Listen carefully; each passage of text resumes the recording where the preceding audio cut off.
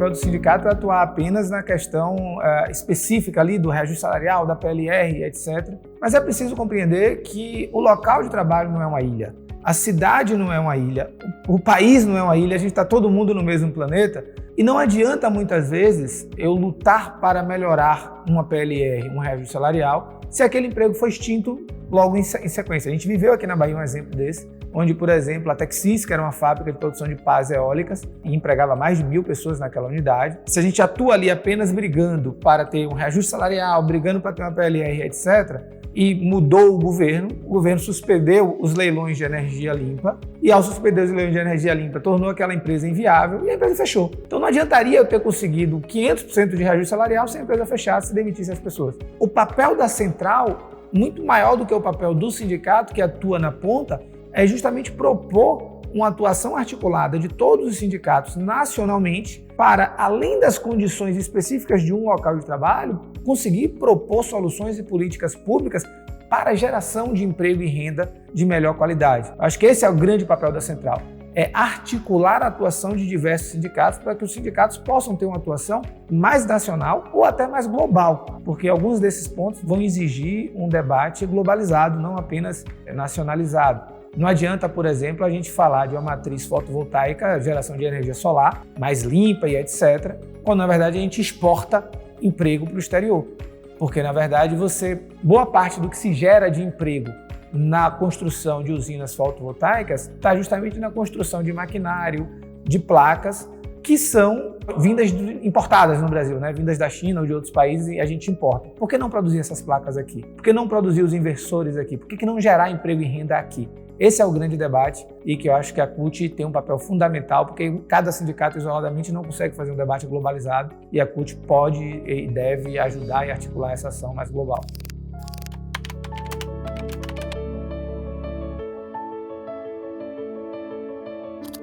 Essa talvez seja a pergunta mais difícil do movimento sindical se fazer para quase todos os temas, né? A gente muitas vezes tem um bom diagnóstico de qual é o problema, a gente às vezes até tem boas propostas de solução, mas o como implementar esta solução, como articular uma ação, muitas vezes a nossa grande dificuldade, porque é a dificuldade da luta sindical para tudo, na verdade, não só para isso. Este tema em específico. Porque você precisa convencer os trabalhadores a se mobilizar por um tema que muitas vezes ele não percebe no imediato ali o que aquele lucro perde com aquilo. E você tem que disputar a relação com o Estado brasileiro, com os governos e etc. Que está o tempo inteiro em disputa pelos empresários, que também disputam esse mesmo Estado. Essa disputa da política pública, ela é fundamental, porque não vai existir transição justa se ela não for mediada e tutelada pelo Estado. A transição no capitalismo ela vai se dar pela via econômica. Hoje, por exemplo, há uma grande expansão de energia solar. Por quê? Porque ela é limpa? Não, porque ela é barata.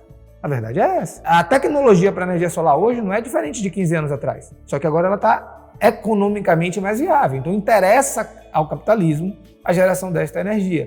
No dia que o petróleo se tornar economicamente caro, a gente vai migrar a matriz energética. Porque tecnologia para isso a gente tem. Só que o capitalismo vai optar pelaquela matriz que seja viável economicamente. E o conceito de viável economicamente é que dê mais lucro. Enquanto for mais barato gerar energia com derivados fósseis do que com energia limpa, o capitalismo vai continuar usando derivado fóssil. Não é à toa que a gente usa carvão até hoje, que teoricamente a matriz mudou para petróleo, mas boa parte da Europa tem sua energia oriunda do carvão, que é pior do que o petróleo do ponto de vista ambiental. Mas enquanto ele for economicamente viável, ele vai ser explorado pelo capitalismo. Então precisa do Estado como mediador, como criador de regras e de políticas públicas para que, por exemplo, favoreça uma geração em detrimento de outra, para que, por exemplo, crie limites para a questão do trabalho, crie política de conteúdo nacional para garantir que parte da placa, no exemplo da fotovoltaica, mas eu poderia citar aqui também as turbinas de energia eólica, ou mesmo um debate sobre o setor plástico, que dialoga diretamente com o setor petroquímico. Se eu digo que eu vou substituir a sacola plástica, onde é que eu vou colocar as pessoas que trabalham na cadeia plástica? Eu preciso pensar onde colocar essas pessoas. Não é o empresário, não é o capitalismo sozinho que vai pensar. O capitalismo vai substituir o plástico, sei lá, por sacola de papelão, ele vai se adaptar e vai lucrar com sacola de papelão. Ele está pouco se lixando para os trabalhadores da indústria plástica. O Estado precisa tutelar essa transição. O Estado precisa criar regras para que os empregos gerados no processo, eles sejam empregos de qualidade e que as pessoas não sejam abandonadas no processo de transição, seja de uma matriz energética ou seja de uma rota de produção. O Brasil aumentou a produção de energia limpa nos primeiros 4 meses deste ano. A Bahia pode se orgulhar de ter quase 50% da sua matriz energética limpa, porque é solar e eólica, mas ao mesmo tempo a gente pode dizer que a gente está exportando emprego, exportando renda, não só para fora da Bahia, como para fora do país, porque na prática é isso, né? A energia gerada na Bahia, e a Bahia produz mais energia do que consome, os empregos, a economia que se move em torno da energia fotovoltaica gera emprego e renda, por exemplo, na China, que a gente compra a placa de lá. E por que não produzir essas placas aqui? Isso eu sempre insisto. Isso serve, eu estou citando esse exemplo da placa, gente, mas eu poderia citar qualquer outra. A gente exporta petróleo cru, ao invés de estar, por exemplo, beneficiando esse petróleo e exportando produto acabado. A gente exporta aqui na Bahia resina termoplástica. A gente não tem, por exemplo, um polo farmacêutico para se aproveitar do polo petroquímico que já está aqui. Então, é preciso que o Estado seja o tutelador dessas relações, porque senão não só os trabalhadores dos setores vão ser precarizados, como a população arca com os custos disso. Hoje, por exemplo, para citar um exemplo que está bem na moda, combustível, todo mundo fala da alta de combustível que assola o Brasil inteiro, mas o combustível na Bahia é, em média, 20% a 30% mais caro do que no resto do Brasil. Por que o combustível na Bahia é mais caro? Porque a refinaria foi privatizada. A Acelen, que era uma refinaria da Petrobras, hoje é do grupo Mubadala, ela é dona de uma grande refinaria na Inglaterra.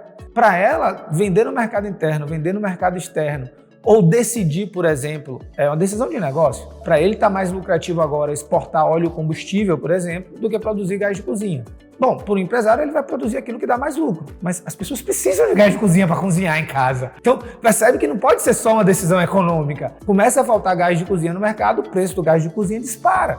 E aí a gente vai começar agora a fazer o quê? Importar gás de cozinha? Que a gente tinha superávit até outro dia na nossa refinaria aqui do lado, porque um grupo privado decidiu que é mais lucrativo exportar óleo combustível de navio do que produzir gás de cozinha. A lógica faz sentido no setor privado, mas não faz sentido se você pensa que esse setor ele não só é uma empresa privada, como uma padaria. Na prática, ele tem um monopólio de toda a logística de distribuição de derivados de petróleo na Bahia e em boa parte do Nordeste. Então, ele não comprou só uma refinaria. A gente fala sempre que o Mubadala não comprou a refinaria da Petrobras, ele comprou o mercado. Ele tem o controle do mercado brasileiro, baiano e boa parte do mercado nordestino. E ao comprar o mercado, quando ele decide parar de produzir mais uma coisa, porque refino de petróleo, para quem não sabe, é isso, né? Você escolhe produzir mais uma coisa e diminui outra. O mesmo petróleo que faz nafta, faz combustível, faz plástico, faz boa parte dessas camisas e tudo que a gente tem derivado de petróleo. Se o empresário simplesmente prioriza aquilo que dá mais lucro, a comunidade é que paga o preço. A gente tem hoje o combustível e o gás de cozinha mais caro do Brasil. O governo Bolsonaro aproveita a pandemia para acelerar a privatização de refinarias da Petrobras, medida que pode provocar desabastecimento. A reportagem é de Daiane Ponte. Um acordo entre o CAD, Conselho Administrativo de Defesa Econômica, e a Petrobras foi firmado recentemente para a venda de refinarias no norte, nordeste e sul do país. Um estudo da PUC-Rio apontou os impactos a médio e longo prazo da privatização dessas unidades. Eu vou começar com uma coisa simples, assim, antes de entender até a questão do papel da empresa pública, que eu acho que esse é um pouco mais complexo, mas às vezes eu vejo as pessoas dizerem assim, tá vendo aí, ó, privatizou a Vale do Rio Doce e ela dá mais lucro que antes. Ok, pode ser que sim, mas dá lucro para quem? Eu acho que essa é a grande questão. Se eu tenho o Estado brasileiro como dono da Petrobras, hoje o Estado brasileiro tem a maioria das ações da Petrobras, o lucro da Petrobras vai em boa parte para o Estado brasileiro, que pode reverter isso em política pública, em saúde e educação. Então, eu prefiro uma empresa, em tese, menos lucrativa, mas que o lucro venha para o Estado, seja revertido para a população, do que uma empresa mais lucrativa, que o lucro vai para um grupo estrangeiro, ou mesmo nacional, vai para o bolso de alguém. Aí tem um outro debate que é mais complexo um pouco. Quem está comprando as empresas que o Brasil está privatizando sequer são pessoas físicas, sequer são outras empresas privadas. Na prática, o grupo Mubadala, que comprou a refinaria, ele não é uma empresa, ele é um fundo de investimento controlado pelo governo árabe. Então, na prática, você tem outros ativos da Petrobras que foram vendidos e que foram comprados por empresas estatais estrangeiras. Na prática, nós estamos privatizando empresas públicas brasileiras para serem geridas por governos estrangeiros. Porque na prática é isso. O Grupo Mubadala, apesar do nome Grupo Mubadala ser um nome de pessoa jurídica, quem está por trás é o fundo de investimento, que é o chamado Fundo Soberano Árabe, e, portanto, no estatuto do próprio fundo, fala que o objetivo do fundo é a defesa dos interesses do Estado árabe. Então percebam que, na verdade, a gente está entregando a gestão de toda a nossa indústria de base, que, portanto, pode fomentar toda a cadeia industrial depois, como pode dificultar. A gente está entregando a gestão e o monopólio da indústria de base brasileira a outro governo. Na prática, a gente sequer está entregando a uma empresa privada. Isso torna tudo ainda mais complexo. E, por fim, aí é fácil de entender. É olhar, e aí eu sempre brinco, né? Tipo assim, é muito melhor ser funcionário da Petrobras do que ser funcionário de uma usina de álcool. É muito melhor ser funcionário da Petrobras do que ser funcionário de uma empresa de biodiesel no interior do estado da Bahia. Quais são as condições de remuneração? Quais são as condições de trabalho, de saúde, de renda, de etc.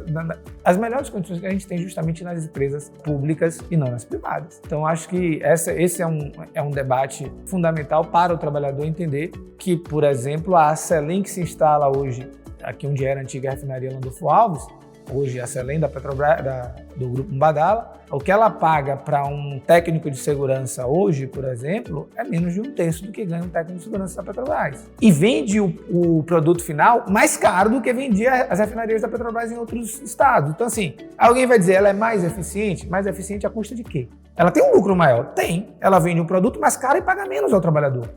Qual é o custo dessa eficiência? O custo da eficiência não pode ser o lombo do trabalhador. Esse é o grande debate que eu acho que a gente precisa fazer para entender que a privatização não nos interessa em nada enquanto cidadãos.